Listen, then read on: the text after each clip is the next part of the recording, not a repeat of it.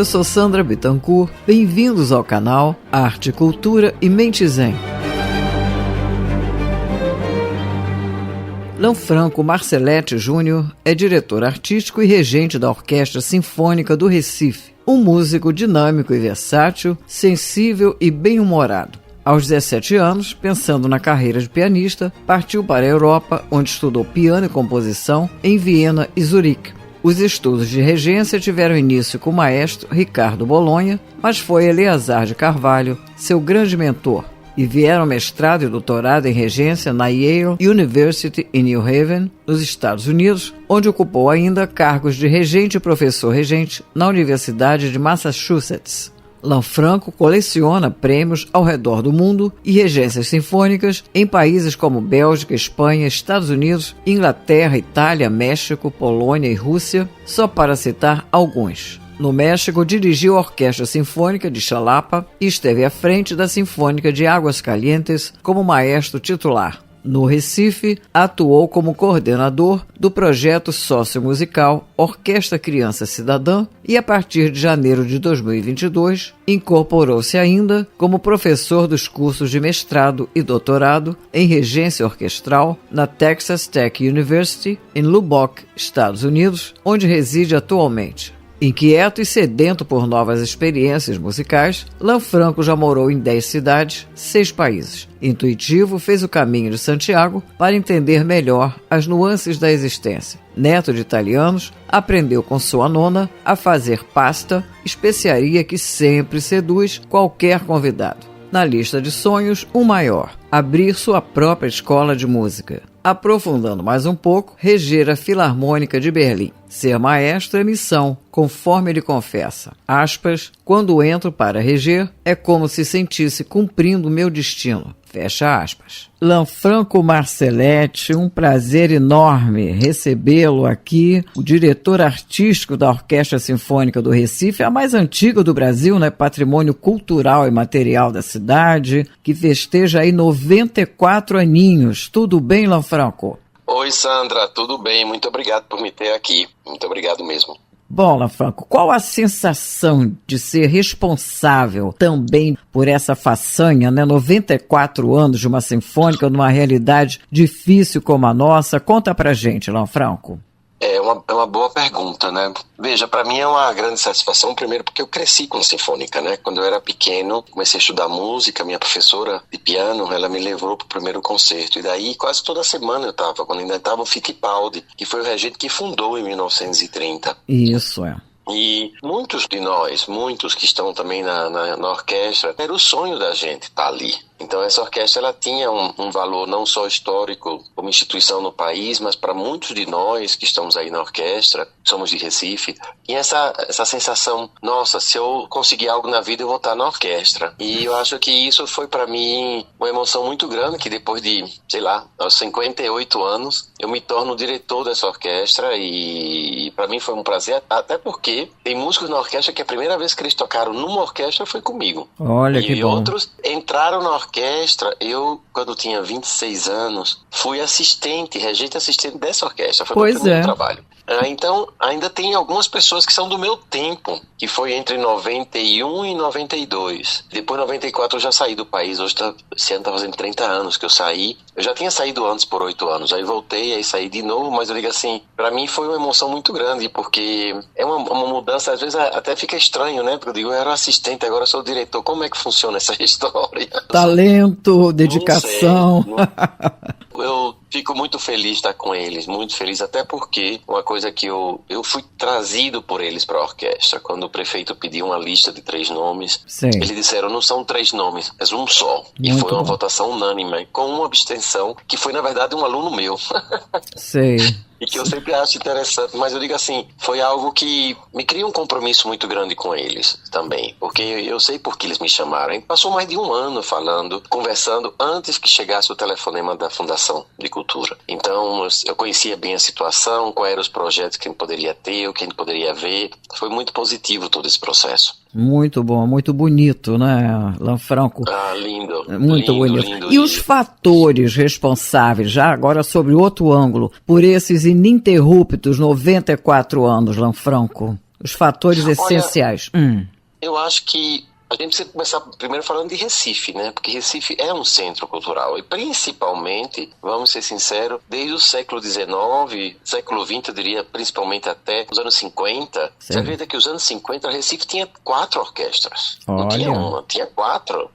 Recife é um polo teatral, né? Quando era nos anos 90 que eu estava no Brasil, dizia que muitas peças tinham que abrir aqui ou no Sul para ir depois para o Rio e para São Paulo. Depois a gente tem todos esses escritores, pintores, toda essa coisa. Então eu acho que Recife foi uma cidade que sempre cultivou muito essa parte cultural, porque essa parte cultural nossa é quase um orgulho nosso. A gente também é gente briguenta, né, que fez 2 revoluções querendo se separar do país, acabar a monarquia. Assim, Então a gente tem esse aspecto de ser uma região bastante, assim, esse próprio aspecto desse povo lutando por ideais políticos já mostra que são pessoas que vão ter interesse muito abertos em muitas coisas. E a Orquestra Sinfônica entra nisso. Então, acho assim que isso criou uma base para que a Sinfônica pudesse durar tanto tempo. Sim. E mesmo antes que ela tenha sido inaugurada, né, pelo Fittipaldi, no mesmo ano foi inaugurado o Conservatório Pernambucano de Música. Sim. Eles também estão completando 94 anos. E as pessoas que abriram a orquestra, abriram o conservatório. Mas antes disso, existiam orquestras que tocavam. Depois, como Recife era a primeira parada de navio da Europa, quando vinham todos esses grandes artistas, Rubinstein, artista violinista, cantores, Gilli, por exemplo, Gilli, o grande tenor italiano, cantou em Recife. Então,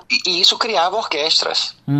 Porque eles vinham se apresentar muitas vezes com orquestra. Então, existia sempre um interesse por parte, principalmente naquela época, vamos ser sinceros, quem sabe era uma parte da sociedade que era mais elitista. Mas era um elitismo que tinha cultura, ia consumir cultura. Eu acho que isso foi, Sandra, para mim, o que deu condições para que a orquestra não só começasse, mas se mantivesse até hoje. Eu acho que a gente tem algo ali. Eu sou muito orgulhoso, não só de ser nordestino, mas de ser recifense, na verdade. Porque eu acho que a gente tem uma cidade muito especial. Não melhor ou pior das outras, mas a gente tem algo especial. Agora, você, na verdade, iria seguir a carreira de pianista, não é isso, no início? Verdade. Aí você ficou inseguro. É incrível, essa insegurança. O que você sentia? Que não era bem aquilo? O que acontecia com você? Essa foi uma pergunta... Isso foi algo que eu tive que lidar bem, muita terapia.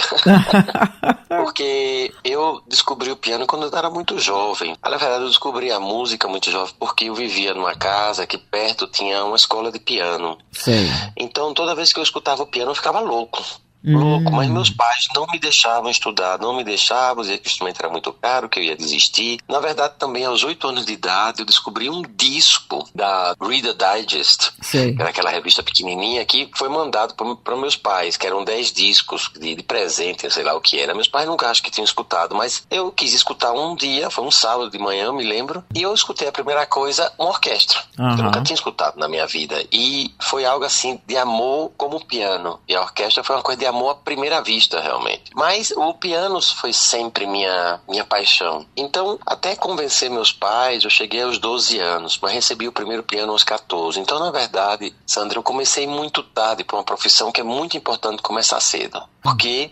Porque sua relação com o instrumento tem que ser uma relação, sei lá, simbiótica, de maneira tal que você pode fazer a qualquer momento. Eu acho que minha relação, pessoalmente, ficou uma relação muito, assim, pensada. Ou seja, tudo era pensado como chegar e como não chegar. Não tinha uma coisa que você não sabe entender por que acontece. E eu acho que isso é muito importante na música. Inclusive, existia um grande violinista, agora não me veio o nome, que em um certo momento ele tentou explicar por que ele foi um menino prodígio. Assim, por que ele conseguia tocar. Você sabe que ele parou de tocar, ele não pôde tocar mais no momento que ele tentou explicar. Ah, é? Então, nossa.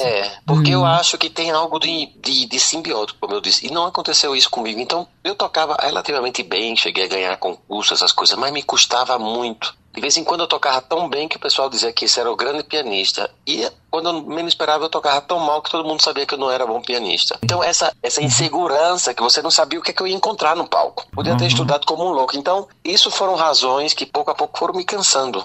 Digo, eu não quero fazer uma vida fazendo algo que eu posso de vez em quando fazer muito bem, de vez em quando não fazer bem. Então, eu disse, eu quero na minha vida ter mais tranquilidade. Foi aí que eu desisti do piano, aos 25 anos de idade. Passei 2 anos, assim, longe da música. E nesse período, eu morei um período em Viena, 5 anos em Viena. Então, Foi, você inclusive estudou, né? Você estudou piano, né? Com professores particulares, né? Viena, Suíça. Exato, fui para Viena, depois para Suíça. Quer dizer, eu saí do país, eu tinha 17 anos, era bem jovem, para estudar o piano. Eu tinha entrado em engenharia química, porque meus pais não queriam que eu fizesse música. Era uma miscelânea. Aí eu disse a eles, olha, deixa eu fazer um semestre me dedicando ao piano. Mas eu senti, porque eu também não tinha noção se eu queria ou não, porque era algo muito novo relativamente. Você pensar, ganhei um piano aos 14 anos, aos 17 eu fui embora.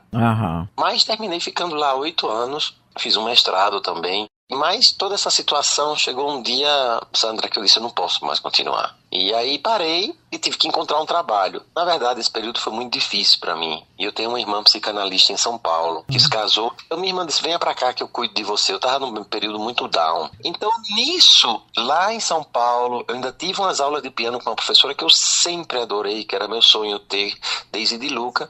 E um dia ela disse, olha, Franco, me chamaram para tocar num programa de televisão, mas eu não quero ir. Vou mandar você e o outro aluno. E eu fui, e eu me apaixonei pela televisão. Me apaixonei. Eu digo, eu tenho que trabalhar aqui. Deixa aqui, estavam procurando um músico para um programa de música clássica, para ser assistente de produção. E eu fui. E dali foi quando eu conheci um regente que era um grande professor. Para mim foi o melhor professor. Eu tive Eleazar de Carvalho, que foi o grande mentor da minha vida, mas como professor mesmo, eu conheci ali no programa e disse, maestro, eu posso ter aulas de regência, porque eu tenho que gravar orquestras e eu não sei ler uma partitura tão rápido. Eu falei, venha, ele gostou de mim, esse homem foi que me descobriu. Depois de 2 meses, você vai ser regente. Eu digo, não, maestro, eu já desisti, foi muito difícil, eu sofri muito, não quero voltar pra música, não. Não, você vai ser regente. Bom, eu acho que ele botou ali um periquiputo sobre mim e eu terminei sendo regente. Mas teve uma história incrível com o Eleazar de Carvalho. Ele te chamou para cursar na Universidade de Yale, não foi? Em regência? Não foi isso. Mas acabou que ele nos deixou e você ficou 18 anos. Pois é, você ficou 18 anos nos Estados Unidos. O maestro Eleazar, para mim, ele não foi um professor, ele foi mais que uma inspiração, mentor, inspiração, sei lá, ele... toda a ideia com o maestro, eu nunca imaginei que ele ia me convidar para estudar com ele, porque a universidade é muito cara, ele me deu uma bolsa completa. Nossa! E foi porque ele criou muitos festivais, uma coisa que eu espero que sempre o maestro Eleazar seja lembrado, não como o maior regente brasileiro. Foi o único regente que regiu a Berlim Filarmônica, Viena, mais de uma vez, não foi só uma vez. Caraca! Regia todas as grandes orquestras do mundo naquela época. Mas o maestro sempre se preocupou com a educação, então ele abriu o festival de Itu, abriu um festival lá no Campos Jordão. Depois ele abriu em Itu. Eu estava em Recife, naquele período que eu desisti, eu comecei a dar umas aulas no conservatório, porque minha professora disse, você precisa de professor de piano, você não pode dar umas horas por semana não? Eu disse, claro. E daí eu descobri, numa conversa que eu ouvi, eu estava assim do lado e comecei a ouvir que tinha esse curso com o Eleazar. O Eleazar naturalmente eu conhecia, mas eu já tinha desistido de ser regente também ali, porque depois que acabou a Sinfônica, eu fiquei dando aula de piano e música de câmara. E terminei fazendo vestibular para música. Naquela época, os diplomas da Europa não eram reconhecidos aqui. Então, se eu quisesse um trabalho na universidade, eu tinha que estudar aqui. Então, eu fiquei fazendo isso. E, claro que eu conhecia o maestro, mas eu não estava mais com a intenção de reger, porque eu digo, eu só quero reger se eu tiver uma educação formal. Né? Eu tive aulas particulares, mas eu quero ir para uma escola e aprender regência. Mas o maestro tinha um sonho que eu tenho desde os 16 anos, que era construir uma grande escola. E uma escola que desse toda assistência aos alunos, não é só totalmente viver ali. E eu sempre sonhei com isso. E uma coisa que eu sabia do maestro, que alguém me contou, foi esse sonho dele. Então, quando eu soube que tinha esse festival, que foi uma semana antes de começar, eu, como um doido, telefonei naquela época o Diogo Pacheco, que foi regente da Sinfônica, eu fui assistente dele. E o Diogo conhecia muito bem o Eleazar. Eu disse, maestro, pode me ajudar para ir para esse festival? Claro que sim, claro. E no outro dia ele me telefonou, você já está aceito, não se preocupe, vai falar para ver se você consegue uma passagem aérea, porque ele dava uma bolsa completa. Mas não conseguia passagem, terminei chorando para um senhor aí, meus pais estavam sem condições. Bom, uma coisa, consegui chegar ao curso. Mas, Sandra, eu cheguei no curso sem partitura, sem batuta. Eu, na verdade, queria ser ouvinte, eu não queria ser um aluno ativo, assim, de reger, porque minha coisa era estar perto do maestro, sabe, assim, era um homem que tinha um sonho que eu tinha, então eu acho que nessas horas a gente tem que estar perto de alguém que tem um sonho parecido, até para dar uma luz como a gente vai por isso. E aí, que eu chego no primeiro dia sem nada, conheci a bibliotecária dele, que até hoje sou muito amigo, disse, minha senhora, eu cheguei do Nordeste, triste.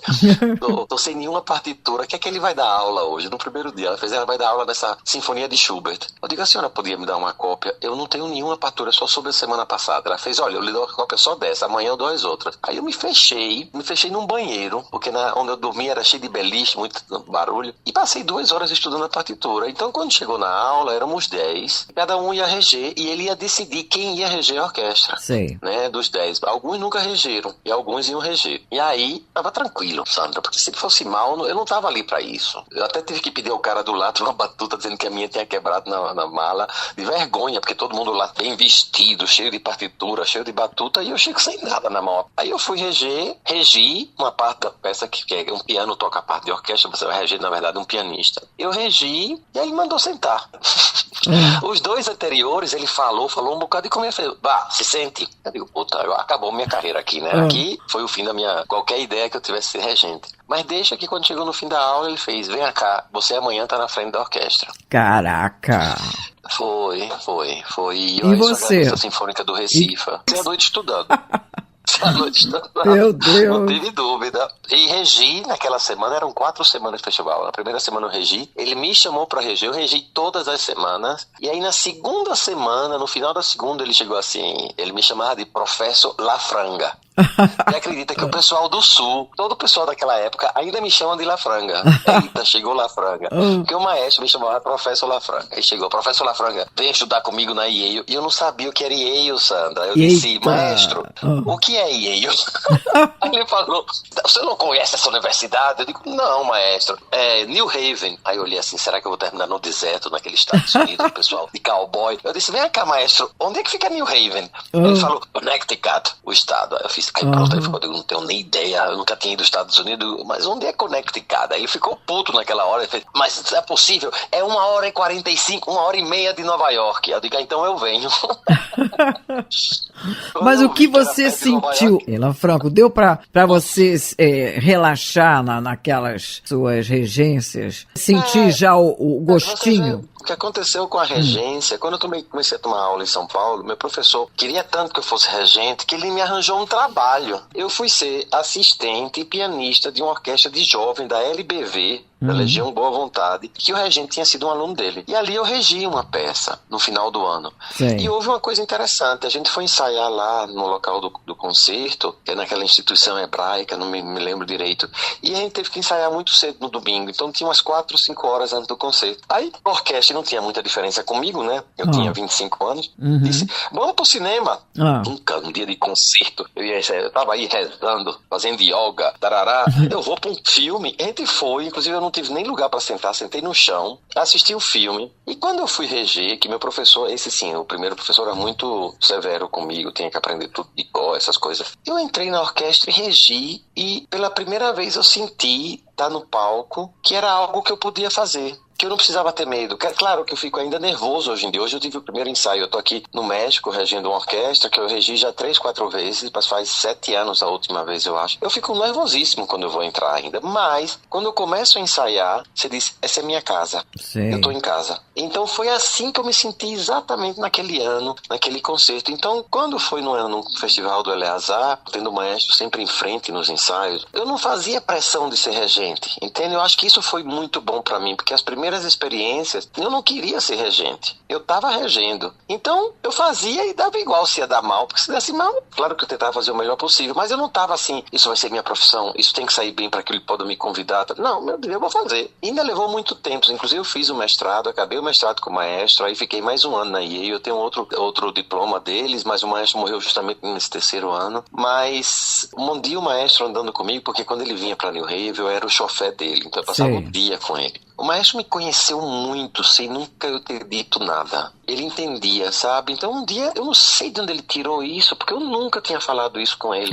Professor Lafranga, o senhor precisa se decidir na vida o que o senhor quer. Ele falava bem assim com a voz. Eu fiz, por que, maestro? Você faz muita coisa, mas você finalmente tem que se dedicar a uma. nada vai sair bem quando a gente ama muita gente. A gente tem que amar o que a gente realmente pode ter um compromisso. Eu não segui, não. Eu acho que eu só segui como 2 anos ou 3 depois da morte dele. O maestro tinha uma parte teatral que era muito divertida. Agora você tinha que conhecer, porque não era sempre divertido o que acontecia. Mas na intimidade, eu sim conheci ele na intimidade, era um homem generoso, era um homem que tinha paciência. Eu tenho o maior amor do mundo por esse homem e a maior gratidão, porque ele foi meu mentor. Ainda levamos uma orquestra para tocar no hospital. Foi a última vez que eu o vi. Eu acho que ele é azar. Um grande encontro, né, Lanfranco? Grande encontro na tua vida. Foi um grande encontro. Ainda quando eu vou entrar num palco para concerto, eu peço a ajuda dele.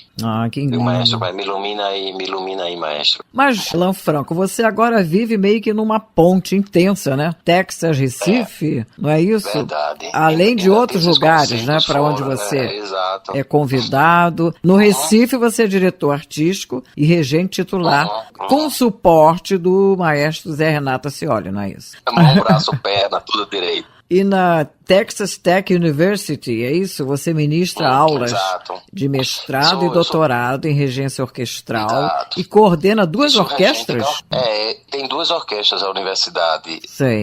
Tem a dos alunos que são de música, de mestrado, doutorado, essas coisas, de licenciatura. E tem uma orquestra que é feito de alunos que não são de música, são de biologia, que é fantástica. Essa orquestra, na verdade, eu superviso, porque eu dou a um dos meus alunos para reger, para cuidar. Agora, a orquestra da universidade sou eu que rejo, de vez em quando naturalmente eu dou a meus alunos para reger uma peça ou outra, mas tem a universidade e tem uns cursos, né, de mestrado e de doutorado. Eu me sinto muito bem lá, sabe, assim. Sim. Eu só estou há 2 anos e meio, porque eu passei um grande capítulo da minha vida foi o México. Sim, teve o México. Passei 10 anos no México e eu tive a honra de reger também a orquestra mais antiga do México, Sinfônica de Jalapa. Eu posso dizer que na minha vida eu regei as 2 orquestras mais antigas de 2 países. Jalapa ainda é considerado uma das 3 melhores orquestras do país. E era um trabalho tão grande que foi aí que eu desisti. Eu estava ensinando nos Estados Unidos, já na Universidade de Massachusetts, e me mudei para o México. E foram 10 anos lindos. Depois também fui regente de Águas Calientes. Eu sempre gostei de ensinar. Eu não sei se isso é verdade. Algumas pessoas me dizem, tem uma parte verdade. Eu abri o mestrado de regência quando eu estava aqui no México. Eu estou no México agora. E foi o primeiro mestrado oficial na história do México. Olha, incrível. Então, eu sempre gostei muito de ensinar. Eu ensaiava de manhã, tinha minhas coisas, chegava em casa, 5 horas da tarde chegavam os alunos e eu dava aula. Dava sem estar na universidade, porque eu queria realmente dar aula. Aliás, vou ser sincero, eu ensino desde os meus 16 anos também, desde muito pequeno. Para mim, ensinar, eu sabia que ia ser algo que eu queria fazer até o fim da minha vida, sabe? Quando apareceu essa proposta, quem me telefonou, naquela época era o segundo diretor associado como Zé Renato, da Universidade de Música. E ele foi meu aluno em Massachusetts. Nossa. Ele e a mulher dele. Então ele me telefonou e disse, olha, Franco, esse cargo é para você vai adorar aqui. Eu lhe conheço, ele me conhecia, né? Tanto ele como a mulher me conhecem há muitos anos. A gente ficou em contato por Instagram, Facebook, né? Que era amigo assim, mas ele disse, eu quero que você tente. Eu não queria voltar para os Estados Unidos. Mas eu não vi no México uma universidade que pudesse dar a estrutura que os Estados Unidos me dá. E também, eu já estava cansado de morar 4 anos numa cidade. Eu morei em 10 cidades, em 6 países. Eu já posso dizer que eu posso morrer tranquilo, que eu fiz essa parte da minha vida. Eu queria estar no local que eu pudesse consolidar nos últimos anos, né? Meu último capítulo, dizer assim, aqui eu posso ensinar até eu morrer, se eu quiser. Então, eu não sou ainda permanente. O ano que vem eu passo pelo processo, né, de me tornar um professor estável, sei lá como é que se diz em português, mas é um local que eu estou muito feliz. Inclusive, aconteceu algo extraordinário, que eu nunca tive uma casa. O único patrimônio que eu tinha era minhas partituras e meu piano. Era comprar uma casa ou comprar um piano. Eu comprei um piano de cauda enorme, de concerto, e comprei uma casa. Olha, que bom! Comprei uma casa lá, tô muito feliz, adoro minha casa, fico saudade quando eu saio de casa, eu digo, ela já tô voltando.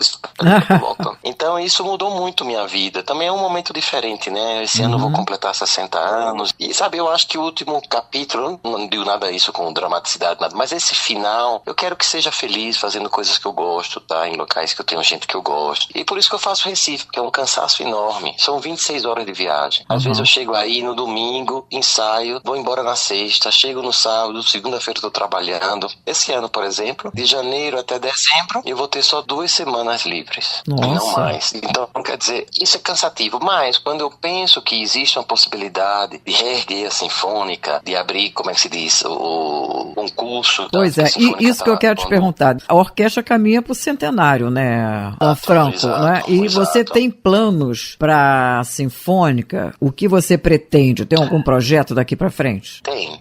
Na verdade, quando eu cheguei, a maneira que a prefeitura me contratou foi através de um projeto. Eu fiz o projeto dos 100 anos. Sei. Né? Então, como eu vi que João estava muito disposto a ajudar, e eu acho que os músicos também sentiram, foi por isso que os músicos me contactaram. Então, a gente fez um projeto. Qual é o projeto? Que consiste? Hoje, por exemplo, a orquestra está desfalcada de 28 pessoas. Sim. A gente tem contratos assim por concerto e coisa, porque não são membros da orquestra. A orquestra, quando eu cheguei, só tinham 7 violinos no total. Normalmente uma orquestra tem no mínimo 22, 24, só tinham 7. E isso para dizer nos outros instrumentos. Então, a primeira parte do projeto era justamente que eles abriu o concurso para encher o que eu acho que deve ocorrer depois da eleição, mas que é para ocupar esses cargos. Depois, fazer que a orquestra tivesse um orçamento que a gente pudesse frequentemente sair do teatro e tocar em pontos da cidade, porque realmente custa. Palco, luz, som, tem um custo. Lógico. Mas a Sinfônica sempre teve. A Sinfônica fazia concerto na Jaqueira, fazia concerto no Marco Zero, e isso a gente está lutando e está conseguindo pouco a pouco, porque,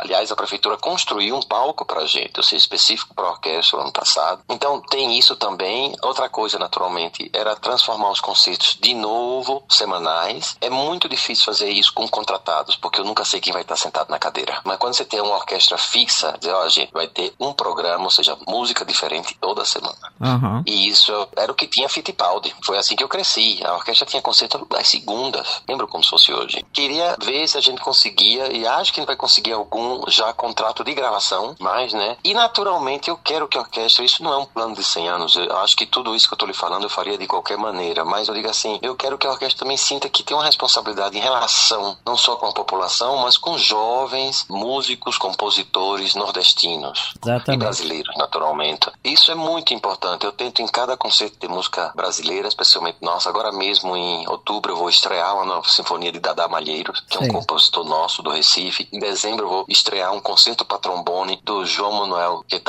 João Nascimento, que também é um compositor nosso muito bom, que foram pessoas que não tiveram nenhuma oportunidade nos últimos 20, 30 anos de ter uma peça tocada pela orquestra. Também a gente está tentando sempre ver se traz recifenses para tocar como solista, e tem feito. Esse ano a gente vai trazer justamente 2 ou 3, e eu fiz esse concerto agora, 2 semanas atrás, que eu trouxe 4 solistas do exterior. Eu não trouxe, porque não tem dinheiro para pagar isso, mas como eles são recifenses, eles vinham de férias, e eu comecei a fazer as férias em agosto para que a gente pudesse justamente fazer um concerto e celebrar esses recifenses que estão fazendo uma carreira linda lá fora. Sim. Né? Maria Clara Fernandes, pianista. Uhum. Antonino Tertuliano, contrabaixista. Aliás, ele vem do projeto Criança Cidadã. Você acredita que esse cara estava sendo contrabaixista da Orquestra Filarmônica de Israel? Caraca! Ou seja, Nossa. Depois, ele agora está na Alemanha. Depois veio o Isaac Duarte. Esse é outra grande estrela nossa. Isaac Duarte hoje é o boiista principal da Tom Halley Orquestra. Se você for botar na internet e perguntar quais são as 10 maiores orquestras do mundo, a dele é. E ele hoje é primeiro oboé. E depois veio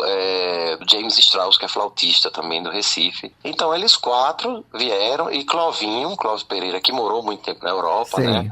Uhum. Então ele disse, Alan Franco, eu quero também tocar. Aí tocou Clovinho também, o filho de Clóvis Pereira, que hoje é nosso Spala. Que maravilha. Então foi uma coisa para mostrar. Eu acho que a orquestra tem que ter sempre essa responsabilidade. Até os músicos, mas maestro, eu digo, não, é uma responsabilidade nossa que o público nosso saiba o que está acontecendo, quem são os nossos músicos, que a gente celebre. A gente celebrou muitíssimo Duda e o Clóvis Pereira o ano passado e esse ano. Inclusive, um mês antes do Clóvis morrer, ele estava num concerto nosso. Sim. Então, assim, eu acho que é um dever das orquestras, mas ao mesmo tempo um dever com a sociedade. Vai rolar concurso público, Alan Franco? Eu quero muito que role. Na verdade, a gente conseguiu, quando chegou aqui, 25 vagas autorizadas, mas você sabe que tem uma questão toda burocrata até sair. Então, durante esse período de espera, a gente conseguiu contratar 25 pessoas através de prova, foi uma prova séria, para eles estarem no cargo até o dia que a pessoa que ganha o concurso se sente no cargo deles. Mas essa contratação, que é chamada temporária, justamente por isso, ela tem um limite. E o limite termina no ano que vem, em fevereiro. Porque são 2 anos. E os outros, que eu disse, falei 38, né? Os outros 13, 14, porque eu acho que já vai aposentar um agora, a gente contrata e paga por concerto. Então a gente tem que transformar também isso em concurso. E inclusive falando com o nosso diretor da fundação, o Canuto, e agora a nova secretária, né, a Milô Miemimi. A gente falou da importância de acontecer isso, até porque até no final custaria menos a fundação. E saiu no Diário Oficial já algo falando dos 25, que era necessário já ir em frente com o concurso. Eu espero muito que até o ano que vem possa sair esse concurso. Porque se Deus quiser. É uma coisa muito burocrática, eu entendo a prefeitura, porque não é o prefeito dizer eu quero que se faça. Tem que passar por uma questão de dinheiro para ver se tem o orçamento, depois tem que aprovar esse orçamento, depois tem que justificar, e tem uma série de coisas. Mas esse para mim, vou lhe ser sincero, Sandra, esse aí é meu objetivo principal. Num dia que isso aconteça, aí eu vou pedir que o próximo regente me dê o título de regente convidado principal. Quando tiver tempo eu venho e passo com a orquestra. A gente também tá precisando comprar instrumento, mas já tá para abrir a licitação, né? A gente tá tendo um apoio enorme, como agora falando com você na questão de imprensa, né? Nesse sentido eu vejo que algumas coisas realmente podem acontecer, mas meu objetivo é esse, porque eu vou lhe ser sincero que eu não sei se aguento fisicamente. É muita coisa, isso, né? É muita coisa, mas quero ver a orquestra em pé, que eu possa dar um regente e dizer, olha, tá aqui a orquestra, agora vai cuidar dela bem. É o que eu quero dizer. E claro, é uma orquestra que sempre vai estar no meu coração, né? Inclusive, não é a primeira vez que eu ajudo a orquestra. Nesses últimos 20 anos, muitos músicos, quando fazia a comissão da orquestra, que é voltada pela orquestra, eles têm 5 representantes, muitas vezes a comissão me telefonou para pedir conselho. Então, quer dizer, eu sempre vou estar com eles, né? Mas eu acho assim, a questão física tá contando. Mas, então, a gente falando agora na programação de setembro, dedicada à música francesa, né, Manfranco? Exato, dedicada à música. Você pode dar o serviço pra gente, dias 11 e 12? Claro, Diga aí. Agora mesmo. A gente normalmente faz concerto a cada 2 semanas, mas repete o concerto. Porque fazer cada semana eu notei que o teatro ficava muito cheio, muita gente ficava de fora. Então a gente começou a fazer 2 programas por mês, 2 apresentações por semana, ficava difícil, assim não teria tempo para ensaiar pro próximo. Então, no dia 11 e 12, quarta e quinta-feira, a gente vai fazer uma suíte do compositor francês Debussy, essa curta mais linda, e depois do Ravel, que fez o Bolero, tem a Mamãe Oca, que é uma peça dele muito interessante. E a gente vai fazer isso de francês. Na segunda parte a gente faz uma sinfonia de Beethoven, número 2. E aí vai ter o regente convidado, o Marco Antônio dos Santos. Ele está em Belo Horizonte. Quero dizer para você que essas pessoas que a gente tem trazido de fora, solistas internacionais, que eu vou falar a respeito disso agora, são pessoas que vêm e que conseguem, através de fundações, universidades, consulados, que paguem tudo. Então eu fico muito agradecido. Naturalmente a gente começa a ter contatos, né? Para mim, principalmente que eu tô fora, eu conheço muita gente. Quando eu digo, olha, eu tenho uma orquestra no Brasil, mas não tem... Ah, não, mas eu quero ir. Sim. Aí eu digo, então certo, então você arruma isso, você arruma. Eu tenho conseguido muito agora, nos últimos 3 meses a gente teve 4 solistas do exterior. No segundo concerto vai ser regido por uma regente francesa. Pois é, uma francesa. É a primeira estrangeira a reger a Sinfônica do Recife. O ano passado a gente teve, e quando eu fiz isso eu não fiz porque era mulher, porque eu não suporto pensar assim, eu a convidei porque eu acho que ela é uma grande regente. Eu convidei uma regente brasileira. Quando eu fui saber, a última vez que tinha regido uma mulher a orquestra, acho que foi no ano 1937. Que é isso? Quem regeu? Ai, Deus do céu, não me mate agora. Mas eu vou... Porque agora, às vezes, quando eu saio do ensaio, eu saio tão assim que eu não me lembro não, mas eu vou me lembrar quando a gente estiver falando. E então, a Nathalie vem agora, a Nathalie Marin. Sim. E ela tá trazendo um violinista da Dinamarca. Um violinista, o Jan van Rensburg. Ele é muito bom. Conheço de gravação. Sei. Mas ele é amigo dela. Aí ela disse, eu tô indo pro Recife. Aí ele fez, eu posso ir? Ele disse, não tem dinheiro. Aí ele escreveu pro governo da Dinamarca e disse, eu vou levar um concerto para violino e orquestra da Dinamarca, vou promover. E eles pagaram tudo. Olha, coisa boa. Que bacana, né? É, muito bom. Boa. E a Nathalie vai fazer justamente um programa com a Lili Boulanger, essa francesa do início do século XX. Sim. Ela é irmã da Nadia Boulanger. Nadia Boulanger foi a professora de composição mais importante na história, no século XX. Todos os grandes compositores estudaram com a Nadia Boulanger. E ela tinha uma irmã, a Lily Boulanger, Sim. que também era compositora. Então a gente vai fazer uma peça dela, se chama A Manhã da Primavera. Depois a gente vai fazer um concerto de um compositor dinamarquês, né, com o violinista Jan van Rensburg, que ele se chama Kudnade Risager, é um nome até estranho perdão, li errado, Niels Gade. E depois ela vai fazer de Fauré a suite ali, a Melisande, que é uma das peças que tenho certeza que se você escutar você vai reconhecer, porque a gente ouve muita música clássica que não sabe o título, né? Então nesses 2 concertos tem muita música que o pessoal vai dizer, eita, eu conheço essa peça. Um repertório muito bom. Volta em outubro, a primeira semana de outubro, isso é comigo. Ah, sim. Aí em outubro vai ser sob seu comando, você vai estar aqui. Vou estar aí. Eu vou fazer um concerto, inclusive estou trazendo agora o violinista espanhol mais conhecido. O menino é Francisco Fulana, com 2 L, eles dizem Fuliana, mas assim, ele tocou comigo 3 vezes. Aí um dia desse ele me telefona, disse, Lanfranco, tô sentindo saudade, ele devia tocar junto. Eu digo, meu querido, eu tenho uma orquestra lá em Recife, mas você vai ter que pagar tudo. Aí eu falei, deixa eu ver se eu tenho na minha agenda. E tinha, disse, eu venho. Olha, mas a vibe tá muito muito boa, Lanfranco. Então, ele vai pegar um avião na segunda-feira, chegar aqui na terça à tarde, ensaiar quarta de manhã para o concerto de noite. Olha. Porque ele tem que ir embora na sexta. Sei. Você vê. Mas tá uma vibe maravilhosa. É daí pra melhor, Lanfranco. Lanfranco, se vira. Você sabe que é isso que os músicos disseram? Esse maestro, o senhor se vire. Se vira, é isso aí. Pra cá. Também eu digo, meu Deus do céu, vocês gostam. Mas eu tô muito contente. E depois tem uma coisa bonita, viu? Esse pessoal que vem pra cá, a gente pede a eles para dar um masterclass. Para que nossos jovens tenham aula. Ai, que coisa boa. Com eles. Inclusive, 2 violinistas da orquestra tocaram pro violinista americano que veio em junho, e ele adorou esse menino que está querendo levar eles para os Estados Unidos. Então, quer dizer... Você tá vendo? Só coisa boa. Olha aí.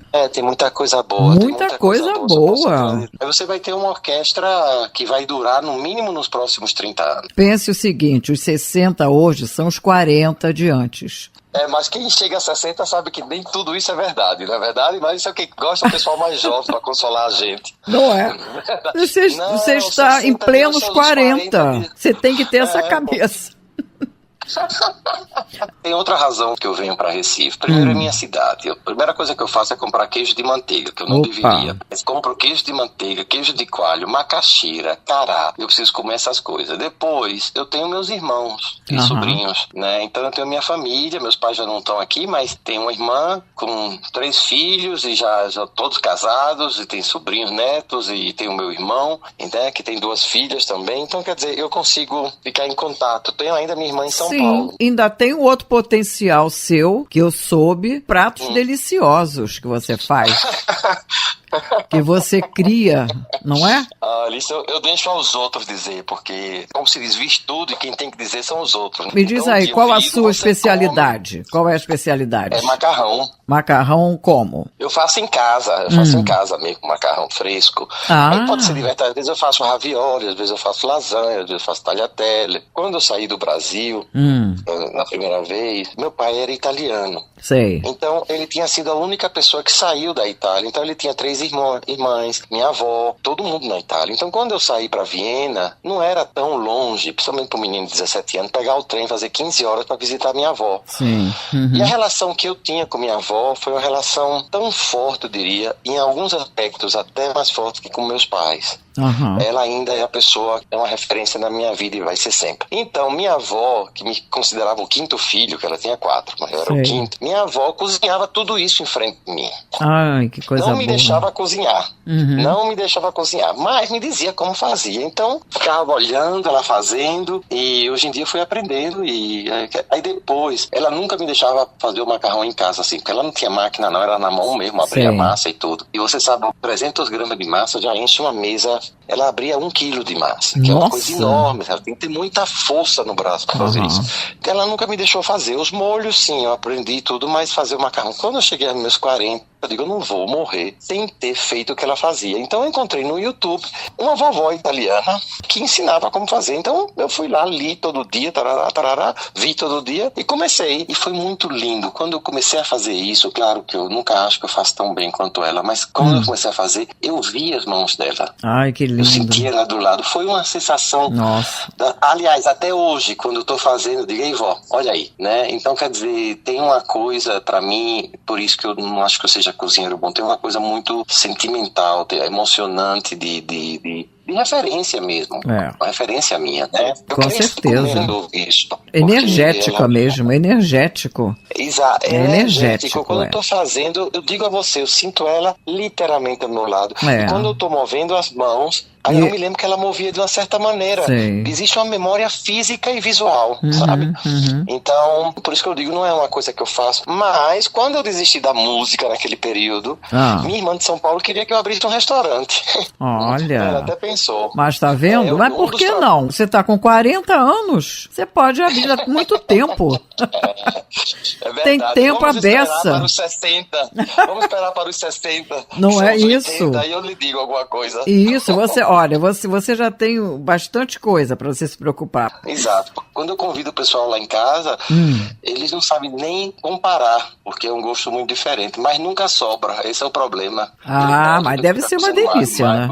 Deve ser uma delícia. Eu gosto muito. Meus pais eram cozinheiros. Tá no sangue. Então eu cresci numa cozinha, né? Por tá isso no sangue, olha lá. Relação. Pense nisso. Não, eu tô falando sério. Pense nisso. Não, isso sim, eu sei que tem algo muito forte, né? Mas vou pensar, deixa comigo que seu conselho vai ser bem seguido. O que é reger para você?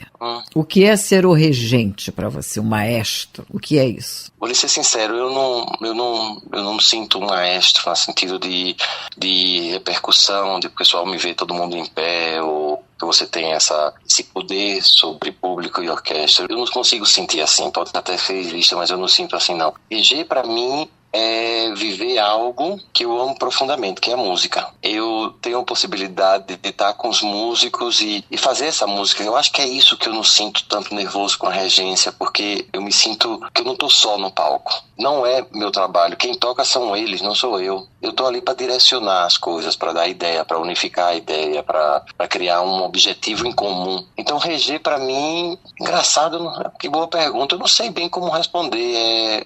Porque se tornou algo natural.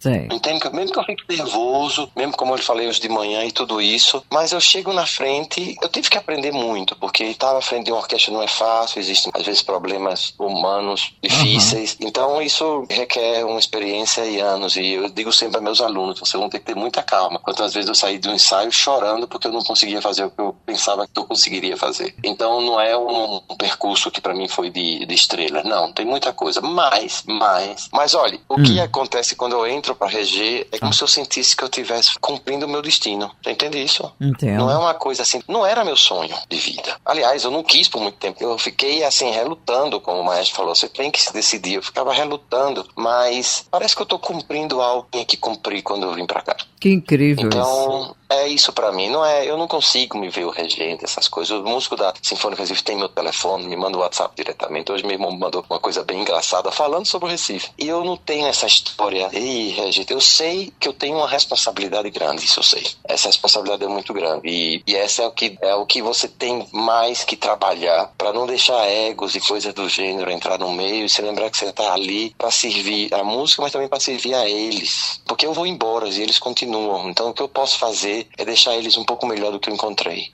Então, essa é a responsabilidade que eu sinto. Agora, quando eu vou reger, inclusive um amigo meu fez, você nunca sabe agradecer, que você fica por trás. Eu não gosto nem de agradecer depois. Eu fico olhando assim embaixo, porque eu não sei, eu não tô querendo ser aqui humilde nem nada não. Sinceramente, você pode perguntar. Eu fico na minha, porque eu acho que quando eu tô regendo, eu tô cumprindo algo que eu não sabia que eu tinha que cumprir quando eu era jovem. Sei. E finalmente a vida disse, não, é isso aí. Então, eu aceitei. É como se dissesse, aceitei meu destino. Porque, na verdade, é uma profissão pela questão humana. Eu sou muito sensível, assim, pra energia, como você fala aí. Eu chego na orquestra, parece que eu sei o que é que os músicos estão sentindo. Então, Então, às vezes, é muito para mim. Eu tenho que botar, às vezes, uma coraça para me proteger, porque é uma coisa assim. Mas eu transformo essa coraça, não para não ser espontânea, eu transformo ela em música. Então, eu digo, eu tô aqui para fazer música. E depois do ensaio, se eu puder ajudar e fazer alguma coisa, naturalmente. Mas eu digo assim, quando eu rejo, eu tô cumprindo algo do meu destino. E graças a Deus, eu sinto prazer, mas eu não sinto um prazer que tem que ser continuado depois do concerto. Sim. Porque eu acho que tem muitos artistas que eles acham que a vida tem que ser como no palco, que tem um montão de gente aplaudindo pra eles e que eles são o máximo, essas coisas. Não, depois do concerto eu gosto de ir pra casa, botar meu pijama, assistir uma série. Odeio que me leva pra jantar, essas coisas. Eu tô cansado, me leva um cansado. Foi isso que eu aprendi muito jovem. Com um terapeuta, ele me viu quando eu era muito jovem, comecei em Recife, regi um concerto e a gente falava, ele dizia, nossa, você tá tendo aí, sei lá o que público com todas essas pessoas, você notou? E naquele momento eu notei que era, mas não era isso que eu tinha sentido no concerto. Então eu acho que eu me policio muito para não deixar que esse tipo de coisa, não deixar quando você faz um concerto para 5.000 pessoas, você imagina, eu já fiz algumas vezes, é uma coisa assim enorme, mas eu tô ali para fazer um trabalho. Sim. Quando terminou, eu sou uma das 5.000 pessoas, entende? Então, quer dizer, eu acho que isso para mim é RG. Com o piano era diferente, com o piano tinha muita pressão minha, eu tinha que ser o melhor, eu tinha que fazer muito bem, porque meus pais não queriam, tinha tudo isso, então o piano tinha muita pressão, mesmo amando até hoje o piano, mas foi uma pressão que não me ajudou a pensar. A gente foi tocar pro Papa, né? Com a Criança Cidadã, a gente foi RG. Porque agora o Zé Renato, quando eu saí da Cidadã, eu tava na Cidadã, aí ele ficou com o cargo, mas ele me levaram porque também queria ajudar a questão da língua, eu nem queria RG, mas Zé Renato me fez RG lá. E eu conheci muitos dos russos, ucranianos, e um dos russos ficou sempre me telefonando, conversando. Então ontem ele me telefonou que tava fazendo um concurso, tava muito nervoso, e disse, não, porque eu tenho que tocar muito bem, tudo isso. Aí eu disse a ele, olha, que ótimo você fazer um concurso, porque a vida inteira vai ser assim, essa pressão, se você quer ser o solista, porque se você não tocar bem um concerto, ninguém vai lhe chamar depois.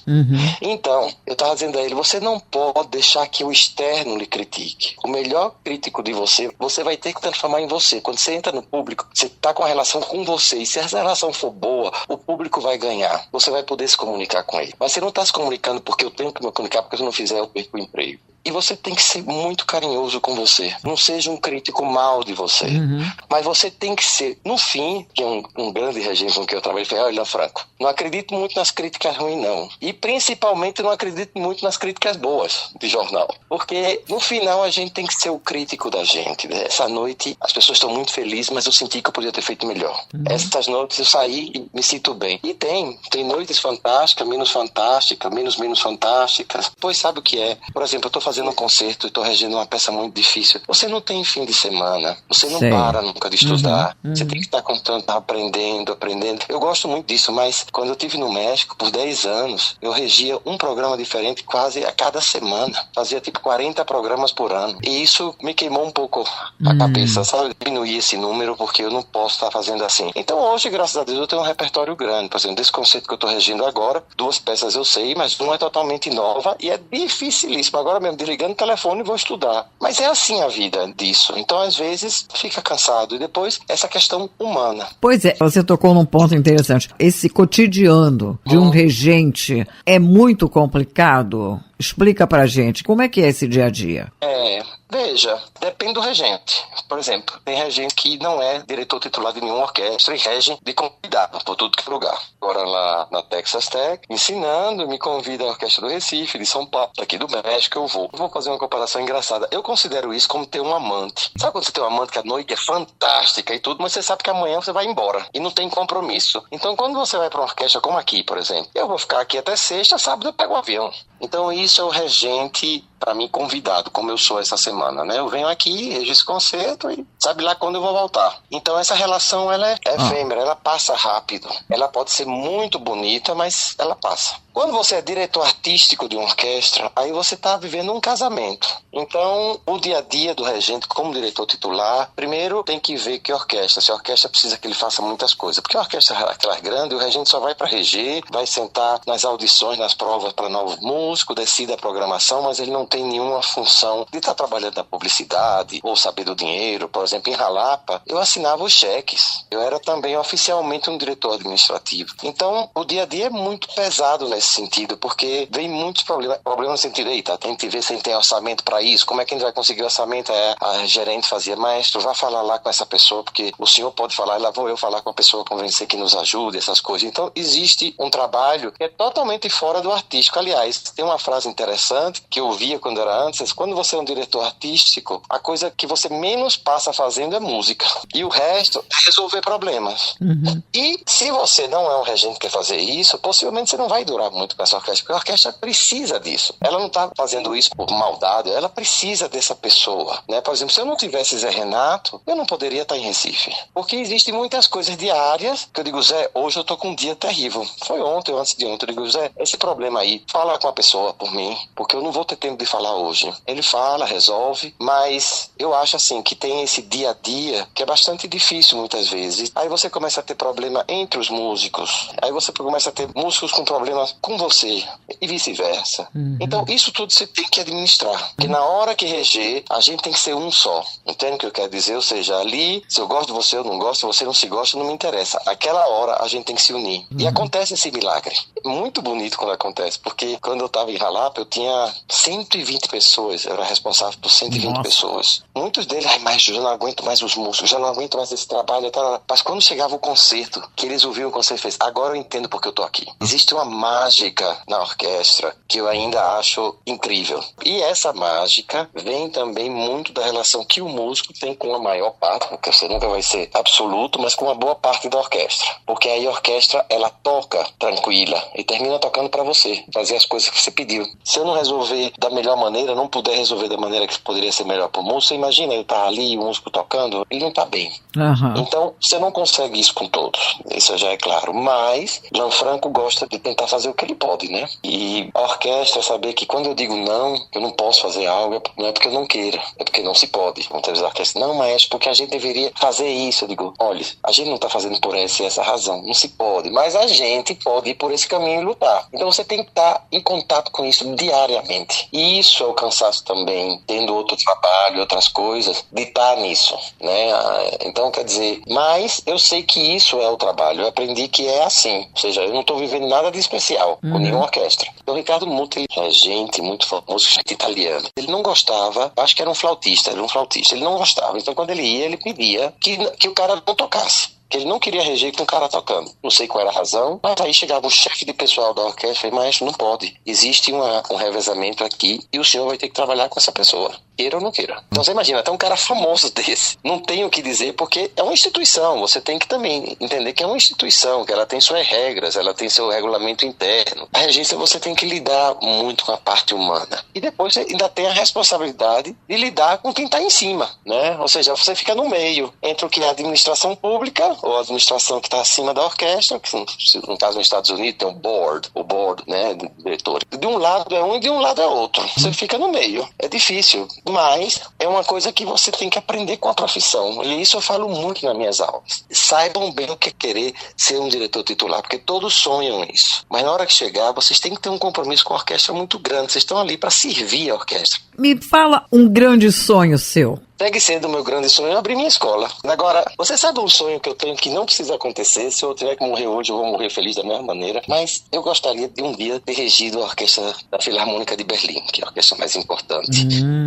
Não a de Viena tanto, mas a de Berlim. Sei. Porque eu queria dizer ao meu professor que valeu a pena tudo que ele fez. Maestro, o senhor investiu em mim, olha onde eu estou. E eu não queria nem voltar. Eu gostaria de dizer, olha, eu estou aqui, mas antes de tudo eu celebro o meu professor, que vocês conhecem. Então, ou seja, esse é um grande sonho que eu tenho, mas se eu não tiver e tiver minha escola, também isso era um grande sonho do maestro. Então a gente vai ficar afinado de qualquer maneira. A gente vai ficando mais velho, no meu caso, e a gente fica muito grato às pessoas que nos ajudaram, né? Professores e pessoas. Porque você não chega a fazer algo bom na vida sozinho. Exatamente. Você sempre tem alguém atrás, você sempre tem alguém, amigos, conselheiros, pessoas que você nunca viu na vida, encontra no avião, faz uma conversa de 2 horas, ele abre os olhos para 1000 coisas, isso aconteceu comigo. comigo. Foi tão importante a conversa que eu tive com essa senhora que quando a gente desceu do avião eu comecei a chorar e abracei ela. Digo, a senhora sabe o que a senhora me disse hoje? Ela fez, não, mas eu tô vendo que você tá chorando. Então, quer dizer, a vida é assim, a gente sempre pode encontrar pessoas que nos dão um empurrão. Então, hoje em dia, com 60 anos, fazendo o trabalho que eu gosto, né, podendo viver do que eu gosto, eu agradeço a muita gente, né? Me diz um grande aprendizado. Um grande aprendizado. Me veio em mente algo, mas não é uma coisa... Eu fiz o caminho de Santiago. Fiz 800 quilômetros. Saí da França. E acho que no caminho eu entendi muita coisa que é importante. Eu acho que o grande aprendizado que eu tive, e depois com a criança cidadã, os dois são meus grandes aprendizados, é que a gente tem que, na vida, tomar muito cuidado de não criar ressentimento, frustrações e mantê-las, e como é que você nutrir essas coisas, porque eu acho que isso é uma coisa que meu objetivo na vida é morrer com saúde. Eu digo de uma saúde mais extensa, não só saúde física, mas eu digo assim, eu aprendi muito que a gente precisa estar bem com a gente e com as pessoas que a gente ama, principalmente. Olha, eu te amo, viu? Sabe, eu sempre digo muitíssimo, porque pode ser que amanhã eu não esteja, essa pessoa tem que saber isso, mas eu também entendo que para fazer isso você tem que estar bem contigo. A gente nunca vai estar perfeito, a gente nunca vai estar completo, como algumas pessoas dizem, eu não acredito, mas a gente pode estar bem, e estar bem também ajuda nos momentos difíceis, para você encontrar uma certa tranquilidade, né? Às vezes chega um problema grande, eu fico, puta vida, quero resolver, eu já conheço o Lanfranco, eu digo, Lanfranco, tranquilo, vai assistir uma série, vai passear.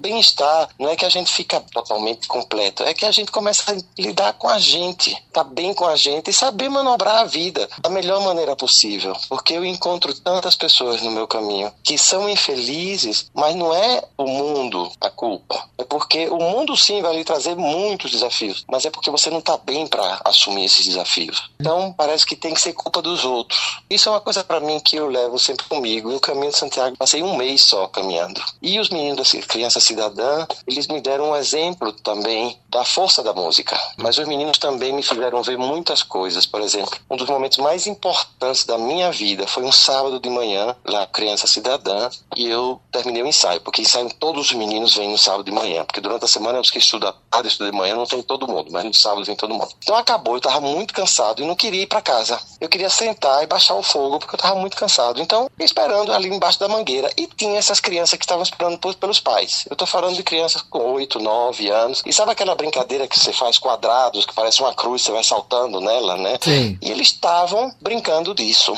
E eu, no meu cansaço, comecei a olhar a brincadeira e achando divertida, querendo entender como eles brincavam, mas realmente com esse interesse, né? Olhando, nossa, quais são as regras? Por que ele está dizendo que ganhou pontos e tarará? Nisso, para minha surpresa, os meninos se deram conta que eu estava olhando. Mas era um olhar que eles sentiram, que depois me disseram, fez claro, era um olhar que eu estava olhando para eles, eu não só estava vendo, eu estava olhando, eu estava interessado neles. Então eles param o jogo e vêm falar comigo. Diz, professor, vem jogar com a gente. Eu fiz, gente, eu não sou de jogar muito não, se eu jogar eu vou dar problema, dor de cabeça para todo mundo e vou perder.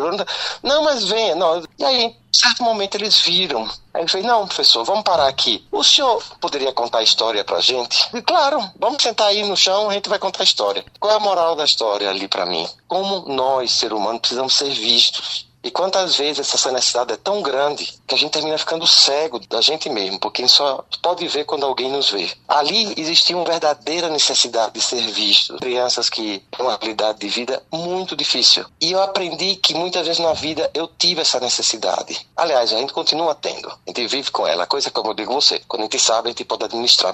E eles me ensinaram isso, como era importante ver, mas ao mesmo tempo eu carregava problemas em relação a isso, e naquele dia se resolveu. Eu entendi que minha necessidade era normal, que todos precisam ser vistos, ser olhados, ser escutados, né? Que o ser humano precisa muito disso, inclusive com problema. Quando chega alguém com problema, eu fico calado e ouço, porque às vezes a pessoa não quer nenhuma resolução, ela quer ser ouvida. Eu aprendi essas duas coisas, do estar bem e aprender também a tomar cuidado, que a gente que às vezes faz as coisas porque a gente quer ser visto. Na minha profissão isso é muito comum. Você só está bem se está fazendo concerto, porque se não fizer, você não tem um aplauso. Então eu acho isso muito perigoso. Na pandemia me serviu muito a pandemia para entender que se eu não fizer regência, eu vou arranjar algo para fazer. Eu não tenho que ser um regente a tempo pleno. Faço, graças a Deus, tenho oportunidade, gosto, mas eu acho que meu bem-estar não tem que estar ligado a estar fazendo algo para que os outros vejam. É engraçado que eu faço algo que todos veem. Mas eu digo assim, eu aprendi um pouco com isso. Os meninos foram muito importantes na minha vida. Aliás, eu chamo os meus meninos, porque eu trabalhei lá em 2011, 12, e eles estão na orquestra. Quando eles fazem algo errado, eu digo, olha, eu vou bater na cabeça de vocês, viu? Já tá tudo casado, marmanjo. Eles vêm, me abraçam, me beijam. A gente tem uma relação que eu conheci esses meninos pequenos, né? Sim. E eu gosto de ensinar, gosto de estar na posição que eu possa fazer parte da vida de alguém e acompanhar por um certo momento, né? Porque eu acho que no final cada pessoa vai colocar a força de vontade própria. Mas assim, você tá ali para poder inspirar, para poder empurrar, como foi o maestro Eleazar, ou como meu primeiro professor que me arranjou um emprego. Eu acho assim que isso é muito bom de viver, é muito bom mesmo. Como eu falo para você, é quase um destino. Sim, eu acho que quando eu morrer, que eu chegar lá em cima, eu dizer, olha, meu filho, você não sabia não, mas você tinha prometido que ia ser regente nessa vida. Então pronto, foi por isso que você foi. Então tá certo, então eu aceito. A arte de ensinar, o que é para você? O que representa? Primeiro, é uma arte de generosidade. Eu digo sempre isso. A gente tem que ser generoso para ser professor, porque a gente quer dividir com essa pessoa que está na frente a nossa experiência. E eu encontro professores que não entendem isso. E eu fico muito chateado com isso, porque eu acho que a gente não está ali para mostrar que a gente sabe mais, a gente está ali para que essas pessoas eventualmente saibam mais que a gente. Eu acho que esse tem que ser o objetivo do professor, é assim que eu vejo a profissão. E depois, eu posso ser duro com meus alunos e tudo, mas eles têm que saber sempre que eu estou do lado deles. E se eu falo algo, e às vezes sou duro, porque eu sou, às vezes eu posso ser bastante duro, eu vou explicar por quê. Vai ter uma razão. Claro, a gente falha muitas vezes, por Deus, mas pelo menos tem a intenção, né? Eu tenho um aluno que está me dando um pouco de dor de cabeça, porque ele não estuda. Aí eu, na última aula, eu digo, olha, finalmente, você vai fazer isso ou não? Porque não sou eu, é tua vida. Você não tem que fazer por mim. Você quer fazer isso depois daqui, é sua vida. Estou dizendo, eu vivo essa vida também. Você vai precisar disso. Agora, se você não quer escutar e não quer fazer, aí eu digo assim, não me faça perder meu tempo. Também nisso eu sou claro, sabe? Então eu acho assim, e normalmente eles sabem quando eu sou duro. Eu tenho muitos alunos que eu sou duro, agora eu fui com um arquivista da orquestra lá nos Estados Unidos, eu pedi desculpa em frente à orquestra. Digo, domingo passado quase que eu bati nele, aí ele disse, vocês não querem ver Lanfranco quando ele tá chateado, mas ao mesmo tempo a gente tava dando um abraço, depois saiu para conversar, porque ele sabe que quando eu fiz aquilo eu expliquei. Então, às vezes eu erro e eu vou pedir perdão. Ser professor é uma função de humildade e generosidade. E eu acho que isso, às vezes, não acontece com alguns grandes professores, que outra vez pensam que é algum artista que toca um grande instrumento ou que são madonas em frente à classe.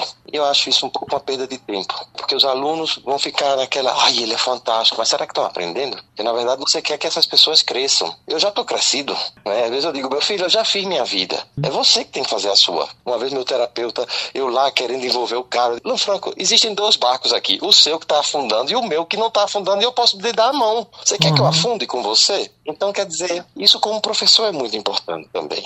Então, eu acho que ensinar para mim é ensinar, sim. Eu acho que é a coisa mais nobre que existe. Eu não sei se eu sou bom professor ou não, mas eu considero que muita gente está fazendo muita coisa boa por causa de um bom professor, e tem muita gente com traumas que não gosta de algo por causa de um professor. Eu vejo o ensino até mais sério do que a regência, porque na regência eu faço algo que eu gosto. É claro, a gente faz bem, mas no ensino você realmente não está sozinho. Por isso que eu gosto muito, e eu acho assim, que eu sou o cara que, se eu puder, agora eu defendo muito os alunos, né? Eu brigo, mas quando alguém vem falar mal por trás, aí eu defendo. Eu digo, não, peraí. Não, assim não. Eu dei aula o ano passado para uma classe de 30 pessoas que não eram músicos, que eles acabavam de entrar na universidade com 18 anos, e eles têm que tomar uma aula de arte. Pode ser teatro, pode ser, sei lá, composição, de escrever, e tem música, tipo uma apreciação de música.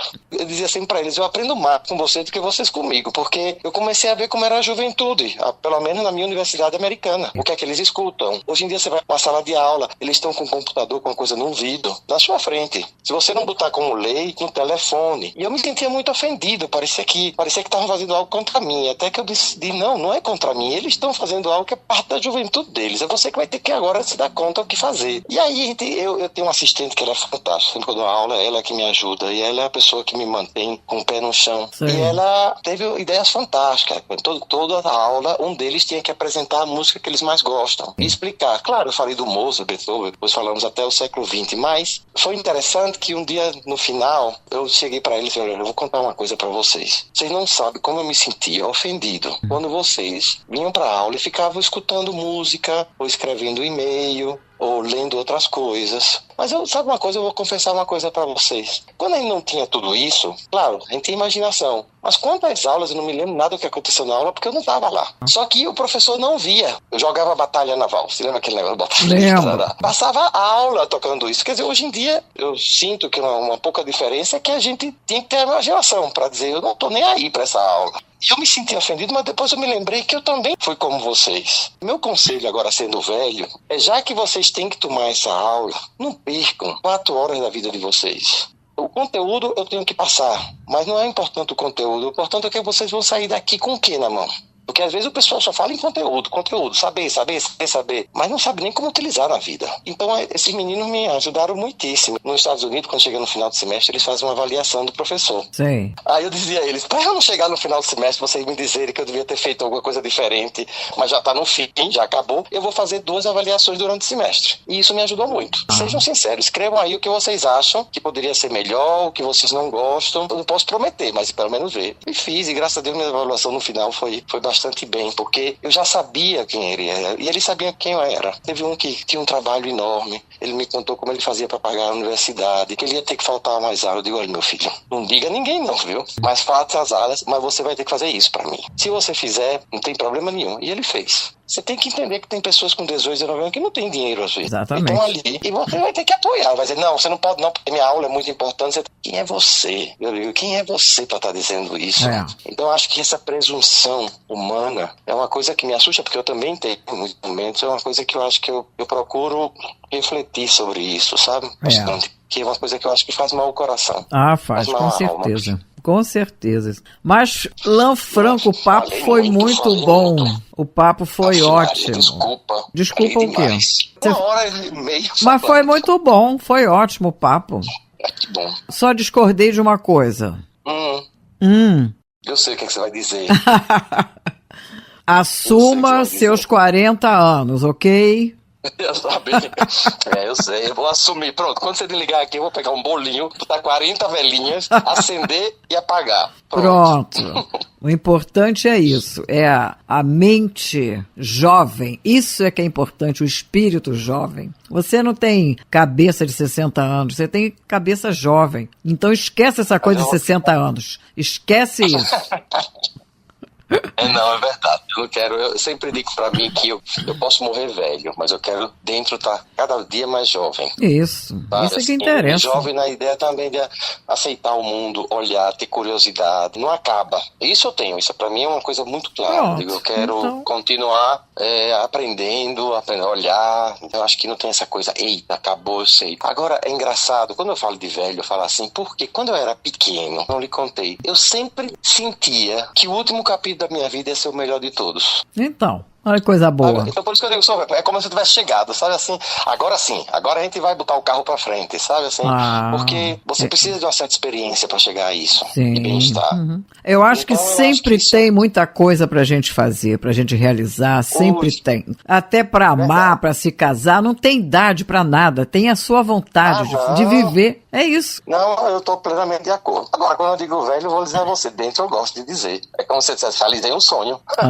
Chegar a essa idade. Porque eu ficava dizendo, quando eu era pequeno, tinha essa coisa de conversar muito com pessoas de 70, 60 anos. Eu gostava de conversar, não de escutar, né? Na verdade, porque eu não tinha muito o que falar. Mas eu adorava muito escutar essas pessoas. E essas pessoas me ajudaram muito, me fizeram ver coisas, me contavam histórias super interessantes. E um dia vou ser eu fazendo isso. Então tinha esse sonho de chegar ali, porque eu admirava muito essas pessoas. Eu disse, poxa, eu queria ter a experiência que elas têm, eu queria ter a vivência que elas têm. Então parece que a gente se sente mais, sei lá, mais à vontade no mundo. Quando vai chegando um pouco mais na frente, a gente vai vendo que a gente tem que viver mesmo. E se quiser viver, viva. Minha tia, depois de ter um casamento lindo de 50 anos, quando meu tio morreu, encontrou ela com 70 e pouco e ele de 36. Tá vendo? Poxa, ela chegou o dia, eu telefonei, eu tinha a maior admiração, toda a família, como é possível, uma mulher dessa idade? Aí um dia eu telefonei pra ela, porque ela mora no Rio, e eu ia reger a Sinfônica Brasileira. Aí eu disse, tia, tô telefonando pra senhora, irmã de minha mãe, eu quero ficar com a senhora, posso? Pode, meu filho. E como é que tá aí o negócio com o homem aí, tia? Porque na minha família parecia que ninguém tava feliz por ela. Sim. E eu tava feliz por ela. Ah, eu disse, meu filho, você não sabe como é minha pele pela manhã depois de uma noite de sexo.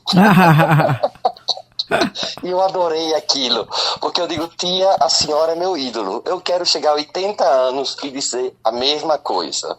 A senhora teve uma relação muito linda com meu tio, realmente meu tio era uma pessoa linda. E agora viva a sua vida, porque eu tenho certeza, se ele gosta tanto da senhora, de onde ele estiver, ele vai estar feliz que a senhora está vivendo. Porque ninguém é dono de ninguém, não. Vá viver. Mas ela também me ensinou muito isso. Pois ela deixou, disse, eu não tenho mais capacidade. Começou o Alzheimer e aí foi embora depois. Mas eu digo assim, foi uma lição de vida. A filha dela, minha prima, ficava horrorizada. Eu digo, prima, que história é essa? Deixa ela ser feliz. E todo mundo olhava pra mim como se eu fosse um bicho raro. Eu digo, minha gente, eu acho que vocês estão com raiva, vocês estão com inveja dela. Vocês estão com inveja que ela tem essa força de vida aos 80 anos. Isso é inveja, eu disse. Aí pronto, mas é isso, minha querida. Lanfranco Marcelete, obrigadíssima pelo papo, adorei a conversa, parabéns pela tua trajetória, sucesso pra você, até a próxima. Se Deus quiser. Muito obrigado. E a vocês todos, espero que sempre possam vir escutar a nossa orquestra. É sempre às 8 da noite no Teatro Santa Isabel, entrada franca. Cada 2 semanas a gente faz 2 dias por semana, normalmente quarta e quinta. Agora vai ser dia 11 e 12, né? E espero que venham, porque vão ter muitas boas surpresas e vai ser uma noite bacana. Vou ficando por aqui. Não se esqueçam de curtir, se inscrevam no canal, compartilhem e ativem o sininho das notificações para serem avisados quando sair uma nova conversa. Obrigado a todos. Na próxima semana tem mais. Espero vocês. Até!